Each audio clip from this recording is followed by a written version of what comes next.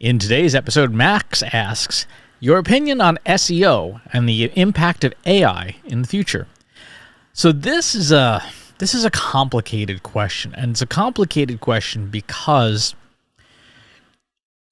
organizations like Google have said, hey, we're going to penalize content that is generated by a machine that doesn't add any value.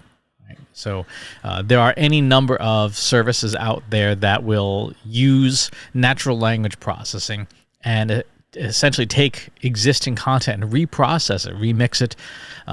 Some of it's really bad, like really, really bad. There's this one bot that scrapes a number of popular blogs, and it attempts to rewrite those blogs, but it finds the most awkward synonyms, and you can tell pretty easily that it's machine generated, right? However, what makes this question complicated is a question of skill. Let's say a human writer goes from, face rolling on the keyboard to Pulitzer Prize, right? Those are sort of the spectrum of writing. Machines right now are kind of about here, right? So here's face rolling on the keyboard. Here's, competent, but not great. Google Webmaster's Guidelines actually has an expression for this: nothing wrong, but nothing special. And then, of course, up here is Pulitzer Prize. The challenge is this for search engines like Google. It's easy to spot the stuff down here, right? It's easy to spot the stuff that's barely more than face rolling, that is clearly no value add, that machines have generated programmatically using, yes, some machine learning and AI, but the output's not great. The output is pretty inept, actually. But every year, the bar of what machines can do goes a little bit higher every single year.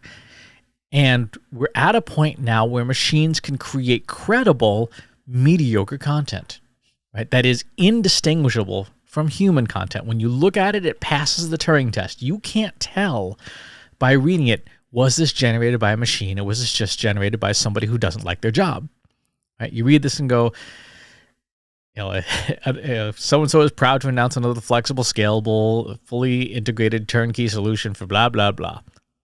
Right? It's the marketing copy that we all see, that we all think is not great.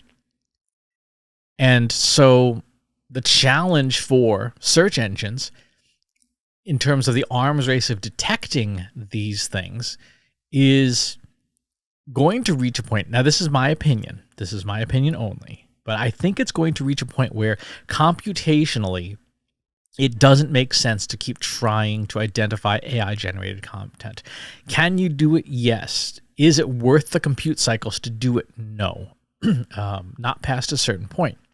And that certain point is if a machine writes genuinely helpful, useful, original content that I, as a human, can't tell the difference. I don't know for sure if a machine wrote it or a human wrote it. Then a search engine is going to have a real hard time determining that as well, particularly at scale.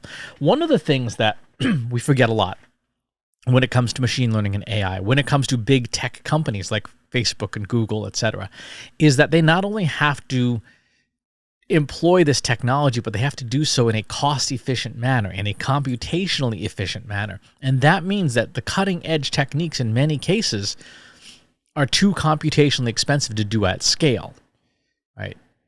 When you look at something like a T5 transformer, or when you look at a model like GPT-3 or DaVinci or any of these really fancy text models, they don't have the same computational constraints that someone like Google does. Google has to ingest billions of pages a day, and to scan any more than a sample of them is computationally infeasible, right? To develop extremely complex algorithms to detect and discern, did a human write this or did a machine write this? When you consider useful content, again, does it matter who wrote it? Or does it matter if it's helpful or not? And so Google is looking at, with its most recent algorithm update, this is being recorded in September of 2022, the helpful content update.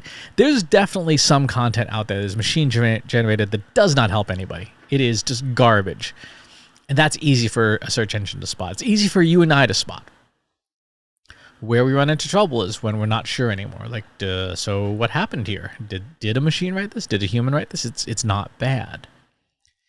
And because of that computational disparity between what Google has to process at scale and what an AI model that's very sophisticated can process on its own and not have the same scale constraints, the AI model is going to win.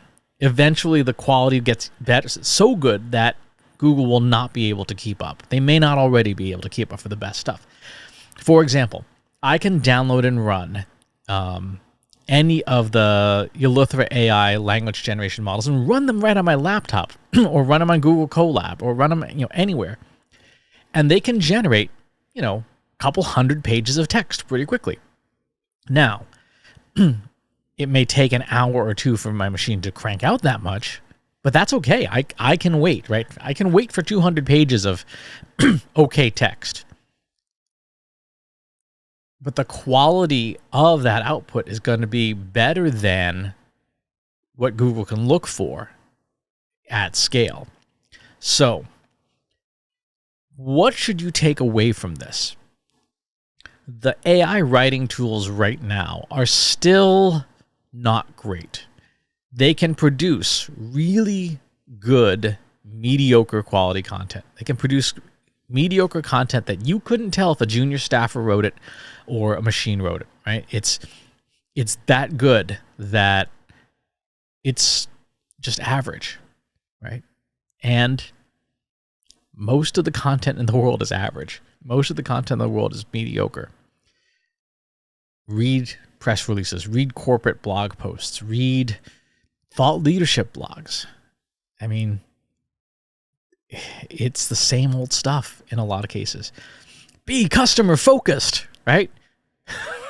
We've been saying that for what? 80 years? Be customer focused. Can a machine write that article as well as the CEO of a Fortune 50 company? Absolutely, because you're not going to say anything new. So the challenge for you as a marketer, for me as a marketer, is not only to create good content that's above mediocre, but to create original stuff that is truly unique, stuff that is truly has not been seen before and is not a retread that doesn't add value, right? The world doesn't need another blog post on being customer-centric. The world doesn't need another blog post on being more human in social media. The world doesn't need, you name the marketing trope of your choice.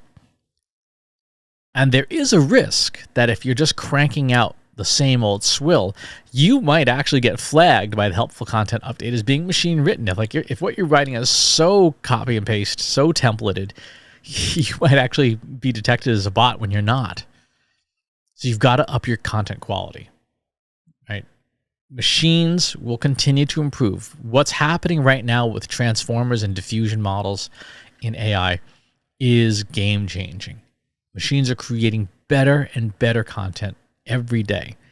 And for those of us who are creators, we've got to keep upping our skills. We've got to keep becoming better at our craft to stay ahead of the machines. If we don't, the machine's going to do our job or good chunks of our job, and we won't, right? And as I've been saying for a while, an AI isn't going to take your entire job. It's just going to take like 60% of it.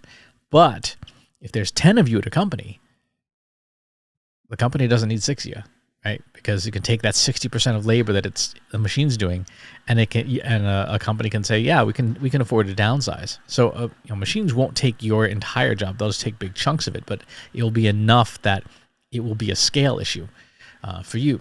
Flip side, if you are a lean, mean, scrappy startup, you will be able to punch way above your weight with the assistance of machines, right?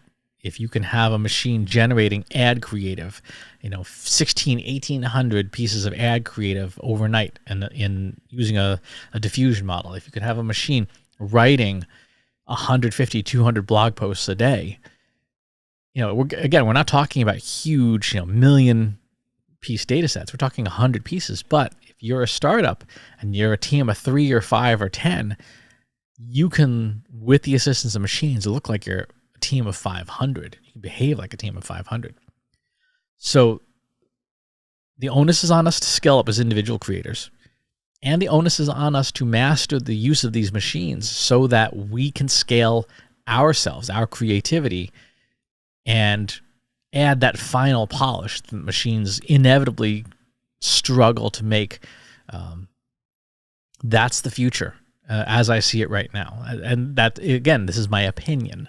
This is my opinion, but that's the way I see things going, where machines are going to create, today they create the first draft.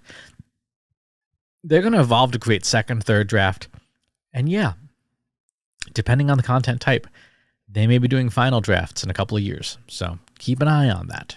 Really good question. We could spend a whole lot of time on that, but I think that's a good place to stop for today. Thanks for asking. If you like this video, go ahead and hit that subscribe button.